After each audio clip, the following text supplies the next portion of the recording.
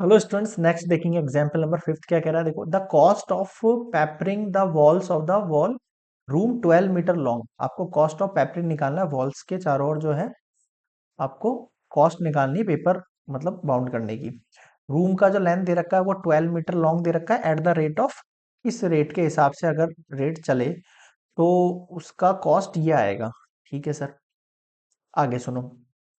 अब मुझे पता है कि and cost of matting the floor. Okay, floor पे अलग मैट कर लगाना है आपको एट द रेट ऑफ 85 पैसे पर मीटर स्क्वायर, इतना कॉस्ट आएगा। ठीक है, ये भी समझ में आ गया। Find the height of the room. Okay, the cost of papering the walls of the room. ठीक ठीक ठीक, चलो। अब देखो, सबसे पहले तो लेट करो। लेट ये लेंथ दे रखी है तो ब्रेथ मुझे पता नहीं है। लेट ब्रेथ ऑफ रूम अपन मान लेते हैं 20 मीटर दे रखी है ना, मान लेते हैं। लेंथ कितनी दे रखी है, 12 मीटर दे रखी है।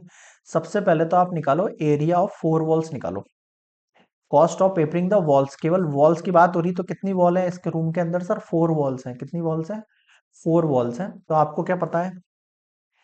Area of four walls, area of four walls in a room अगर मुझे पता करना है तो क्या होता है फॉर्मूला? 2L+B × H। ये होता है फॉर्मूला। होता है नहीं होता है? बिल्कुल होता है सर, बिल्कुल होता है, 101% होता है।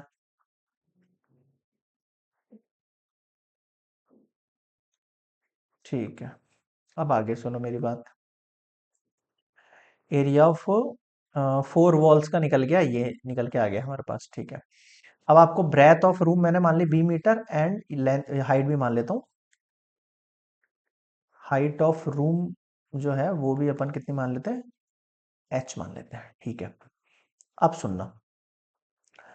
फोर वॉल्स का अगर मुझे एरिया निकालना है तो मैं लिख रहा हूँ यहाँ पर एरिया ऑफ फोर वॉल्स कितना हो जाएगा? 2L कितना दे रखा है आपको? 12 दे रखा है। ओके, बी कितना दे रखा है पता नहीं, और एच कितना दे रखा है ये भी पता नहीं। तो ये मेरे हिसाब से जो है फोर वॉल्स का एरिया निकल गया। निकला नहीं निकला? कौन सा निकल गया?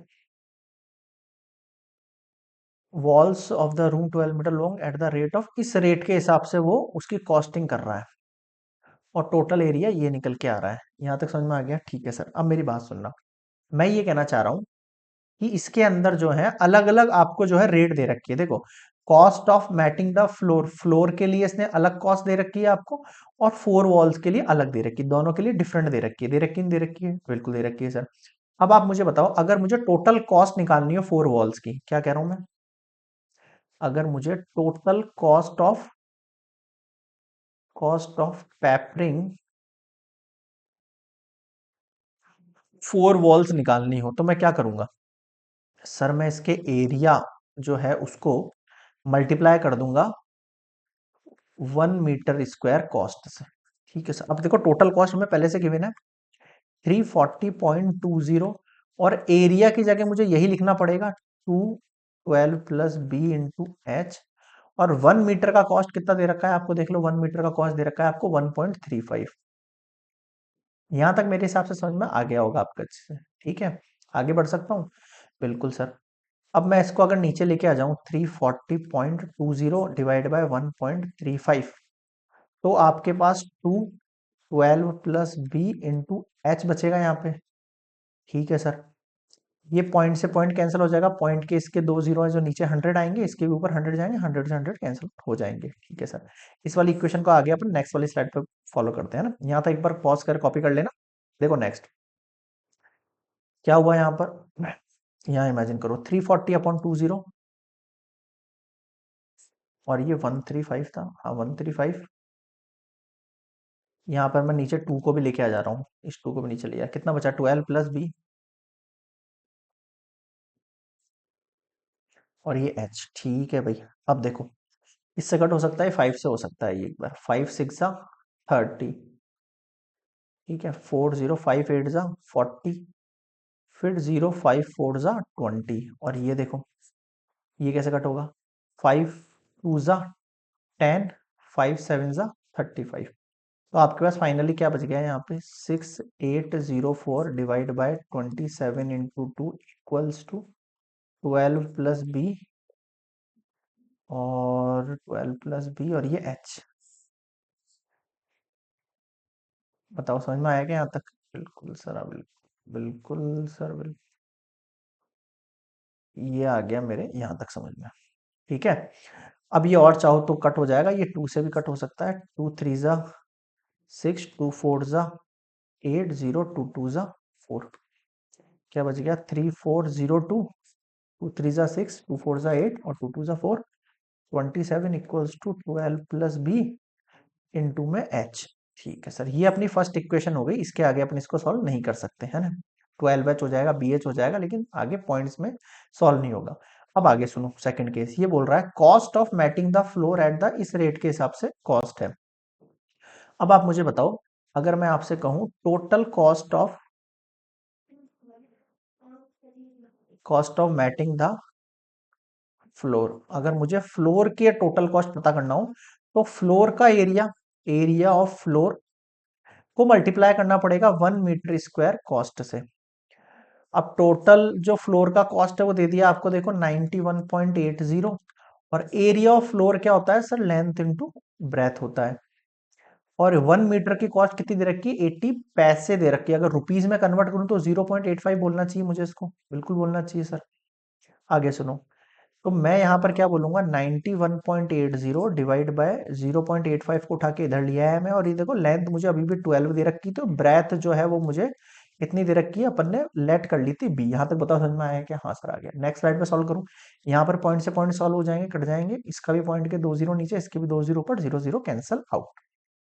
ठीक है सर, आगे देखो नेक्स्ट स्लाइड पे कितना था? 91.80। ओके, तो आपके पास कितना आया? 9180 डिवाइड में 85 बचा, और इनटू में मैं 12 भी ले रहा हूँ, और ये बी हो गया मेरे पास। ये बी का वैल्यू मैंने क्या किया? 12 को नीचे भेज लिया। बताओ समझ में आया क्या? ठीक है सर। 5 से कट हो जाएगा? हो जाएगा सर। 5 1 ज़ा 5, 9 में से 5 गया 4 1, 5 8 ज़ा 41, 8 5 3 ज़ा 15, 3 0 5 6 ज़ा 30। ओके, यहाँ देखो 5 1 ज़ा 5, 8 में से 5 गया 3 5, 5 7 ज़ा 35। ठीक है, क्या बचा? 1836 डिवाइड बाय 17 इंटू 12। ठीक है, समझ गए। अब 2 से कट कर लो इसको। 2 9 ज़ा 18, 2 1 ज़ा 2, 2 8 ज़ा 16, 2 6 ज़ा 12। ठीक है, और कट हो रहा है। 2 3 ज़ा 6, 2 4 ज़ा 8, 1 1 2 5 ज़ा 10, 2 9 ज़ा 18। ठीक है सर, इधर देखो ये 3 से कट हो रहा है। 3 1 ज़ा 3, 3 5 ज़ा 15, 3 3 ज़ा 9। Finally, we got 153 upon 17 equals to breadth. यहां तक बताओ मुझे समझ में आ गया क्या? तो इसको कट कर लेते हैं अपन। कितना आ जाएगा? ये 9 टाइम जा रहा है ये, तो ये ब्रेथ कितना आ गया आपके पास? 9 आ गया। चलो, यहां तक समझ में आ गए होंगे सारे पॉइंट्स मेरे ख्याल में। बिल्कुल सर। अब ये जो ब्रेथ निकला है इसका हम यूज कहाँ कर सकते हैं? इसको इक्वेशन 2 मान लो। अब आप थोड़ा पीछे चलो, ये इक्वेशन देखो आपकी, यहाँ पर मैं ब्रेथ को अगर 9 पुट करूं तो मेरे पास एच निकल जाएगा। हाँ सर निकल जाएगा, आ जाओ। इस इक्वेशन को फर्स्ट इक्वेशन पुट कर रहा हूँ ना। Put equation 2 in equation 1। First equation क्या थी हमारे? 3402 अपॉन 27 इक्वल्स टू 12 + b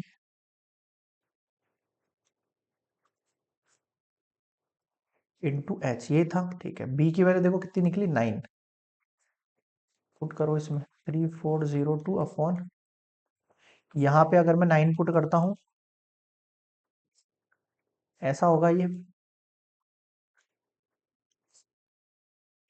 उठा के इसको लेके आओ, कितना हो जाएगा ये बताओ?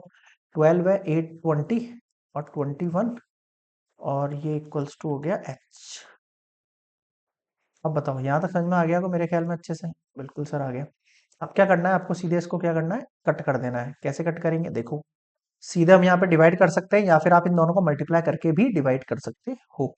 ठीक है, तो अपन पहले शॉर्टली डिवाइड कर लेते हैं यार। एक काम करते हैं ना, 27 को 3402 से डिवाइड करो। टेबल बनानी पड़ेगी भैया ना। 27 वन जा 27 हो जाएगा। ठीक है सर, कितना हो जाएगा? 347 ही आएगा यहाँ पे। फिर जीरो कितना हो जाएगा? टू जा जाएगा ना।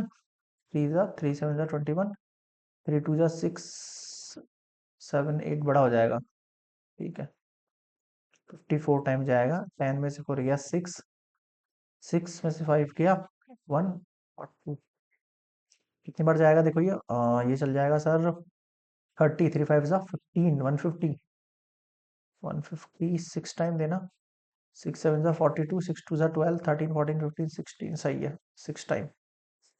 कितनी बार आ गया ये 126 आ गया यहाँ पे। 126 डिवाइड बाय 21।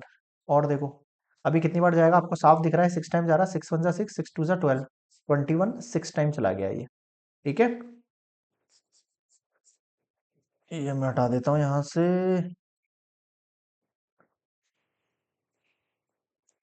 तो ये आपके पास हाइट कितनी आ गई है, 6 मीटर आ गई। अब आपको फाइंड यही करना था आपके पास, तो मैं लिख सकता हूँ यहाँ पे hence height of room equals to 6 metre. आया समझ में कुछ? बिल्कुल आ गया सर, बिल्कुल आ गया सर। क्लियर है यहाँ तक? तो ये हो गया कंप्लीट, आपका हाइट ऑफ रूम निकल के आ गया 6। नेक्स्ट देखेंगे एग्जाम्पल 6 नेक्स्ट स्लाइड में।